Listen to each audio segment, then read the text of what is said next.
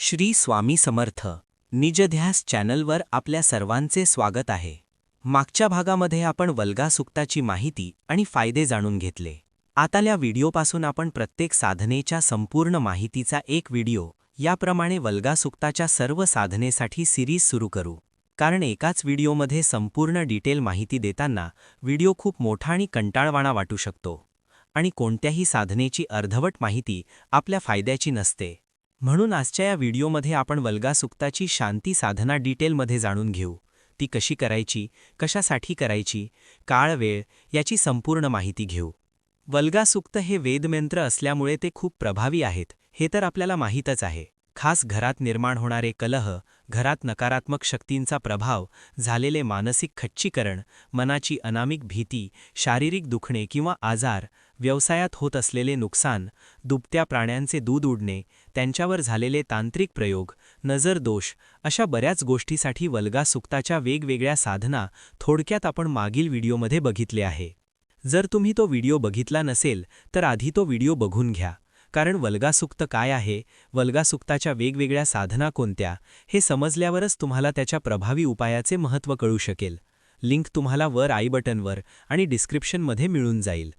आपल्या घरात वारंवार होणारे कलह, पारिवारिक समस्या, एकमेकांबद्दल खराब होणारी मनस्थिती, भावाभावात विस्तुष्ट येणे, नवरा बायकोमध्ये सततचे भांडणे, वादविवाद होत असतील किंवा आर्थिक तंगीतून आपल्या घरात कटकटी होत असतील, घरात अजिबात प्रसन्नता नसेल, घरात भयाण वाटत असेल, घरात करमत नसेल, अन्नधान्य पैसा अडका पुरत नसेल आणि कायम उदासीनता घरात असेल, अशा अनेक समस्या वारंवार आपल्या घरात असतील तर याची विविध कारणे असू शकतात। जसे की वास्तुदोष असू शकतो किंवा आपल्या घराला कोणाची नजर लागली असेल त्यामुळे असे घडू शकते, किंवा आपले कोणी गुप्त शत्रू असू शकतात जे आपल्या घरात कलह निर्माण करू शकतात। अशा वेळेस वल्गा सुक्ताची शांती साधना सर्वात प्रभावी उपाय ठरते। ही साधना आपल्याला 21 किंवा 42 दिवसांचा संकल्प करून करायची आहे आणि वेळ यात खूप महत्त्वाची आहे। म्हणजे सूर्योदयानंतर लगेच किंवा सूर्यास्तानंतर लगेच, म्हणजे साधारण सकाळी 6 ते 7 च्या सुमारास किंवा संध्याकाळी 6 ते 7 च्या सुमारास। वल्गा सुक्ताची शांती साधनेसाठी या दोन्ही वेळा परफेक्ट आहे। आता करायचे काय हे सांगतो। तुम्ही वेळ निवडून घ्यायची, सकाळी किंवा संध्याकाळी, आणि एकदा वेळ निवडली की पूर्ण 21 किंवा 42 दिवसाची साधना त्याच वेळेत करायची। त्यावेळेस अंघोळ वगैरे करून सुचिरभूत व्हायचे आहे। साधना करण्यासाठी कोणत्याही दिशेला तोंड करून बसता येते, पण पूर्व आणि दक्षिण दिशा या साधनेसाठी शुभ असतात। आपण पवित्र ठिकाणी साधना करत असतो, यासाठी आपल्या घरच्या देवघरात केले तर फारच चांगले। मग दिशा बघायची नाही। ही साधना आपल्याला धुपावर करायची आहे। त्यासाठी एका धुपारण्यात जळत असलेली गायीच्या शेणाची गौरी घ्यायची आणि सोबत गुग्गुळ, लोभान आणि गायीचे तूप। तंत्र आणि वैदिक या दोन्ही शास्त्रात गुग्गुळ आणि लोभानला खूप महत्त्व आहे, कारण याद्वारे नकारात्मक ऊर्जेचे शमन आणि सकारात्मक ऊर्जेला सक्रिय केल्या जाते। सर्वात आधी देवासमोर पाट टाकून पाटावर बसावे, देवासमोर तुपाचा दिवा लावावा। आपण स्वामी सेवेकरी आहोत, त्यामुळे स्वामी महाराजांच्या जपाला आपले पहिले प्राधान्य असावे। यासाठी एक माळ श्री स्वामी समर्थ या मंत्राचा जप करून घ्यायचा आहे। त्यानंतर जळत्या गौरीचे धुपारणे आपल्या समोर घ्यायचे आणि त्यावर गुग्गुळ, लोभान आणि गायीचे तूप टाकत वल्गा सुक्ताचा पाठ करावा आणि निघणारा धूर आपल्या घरात पसरू द्यावा। आपल्याला वल्गा सुक्ताचे 11 पाठ करायचे आहेत। आता लक्षात ठेवा की आपल्याला गुग्गुळ, लोभान, गायीचे तूप टाकत बसायचे नाही। एकदा टाकल्यावर थोडा धूर कमी झाला की अजून टाकावे, अशा पद्धतीने। महत्त्वाचे आहे धूर होणे आणि त्या धुरावर वल्गा सुक्त म्हटल्या जाणे। धुराच्या कणावर वल्गा सुक्ताच्या मंत्रशक्तीचा प्रभाव पडतो आणि त्यामुळे फायदा होत असतो। आता इथे अजून एक गोष्ट महत्त्वाची आहे। जर आपल्याला वल्गा सुक्त पाठ असेल तर संपूर्ण घरभर फिरत वल्गा सुक्त म्हणू शकता, आणि पाठ नसेल किंवा फिरताना म्हणू शकत नसाल तर एका जागेवर बसून आधी विधी करून घ्या आणि मग तो धूप सर्व घरभर फिरवा।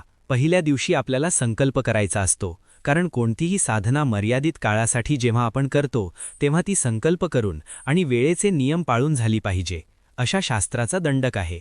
आता श्री स्वामी समर्थ हा एक माळ जप झाल्यानंतर पहिल्या दिवशी संकल्प करायचा आहे। त्यासाठी उजव्या हातावर पाणी, अक्षता आणि फूल किंवा तुळशीपत्र घ्यावे। उजव्या हाताच्या खाली डावा हात लावावा आणि डोळे मिटून म्हणावे, मी। इथे स्वतःचे नाव सांगावे।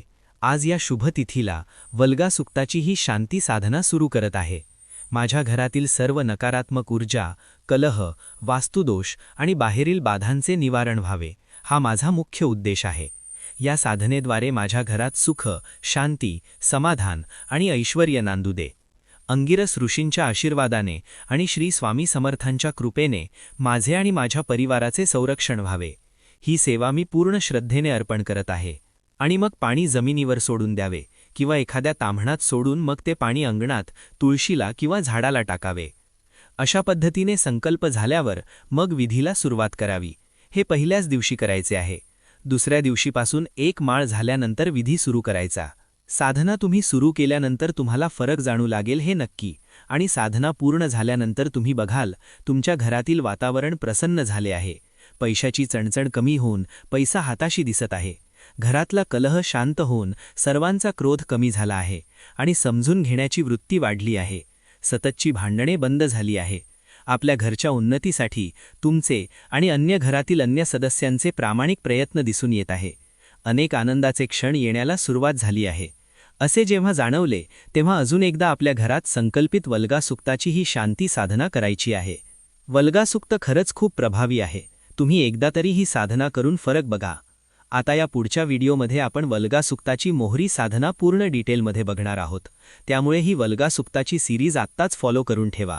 यात आपण वल्गासुक्ताच्या सर्व प्रकारच्या साधनेला जाणून घेणार आहोत. व्हिडिओ आवडला असेल तर नक्की लाईक करा आणि शेअर करायला विसरू नका.